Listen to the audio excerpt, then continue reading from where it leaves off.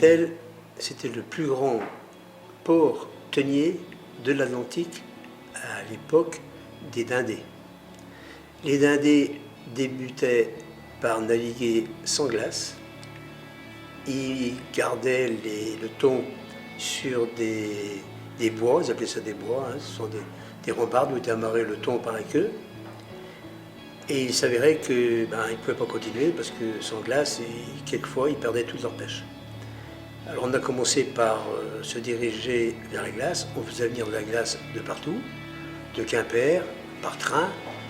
Et bon, il fallait décider de faire une glacière. Et la glacière a été faite comme ça. Et moi, je n'ai pas connu le début, hein, bien sûr. Mais malgré tout, en 1948, ayant navigué sur un dindé avec mon père, à cette époque-là, en 1948, il y avait la glace dans les bateaux.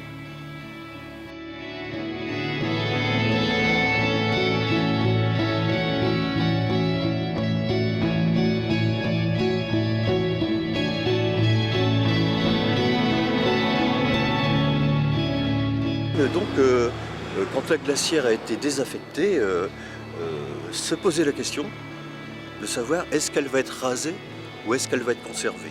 C'était un choix municipal, un choix politique. Les uns voulaient la détruire et l'équipe en place s'est décidée à la garder. La garder, c'était pas si simple que ça, parce que vous le voyez bien et vous le verrez, vous le découvrirez, pas mal de travaux sont à faire. Et donc, pour pouvoir rénover la glacière, nous avons monté un gros dossier technique et aussi recherche de subventions, et nous l'avons transmis à la Fondation du patrimoine qui l'a transmise, elle, à la mission Stéphane Bern. Et je pense que la mission Stéphane Bern a été comprise par cet intérêt pour ce dossier, dans la mesure où nous avons été retenus dans les 18 participants au premier jet de cette mission, qui ensuite en a 100 de plus.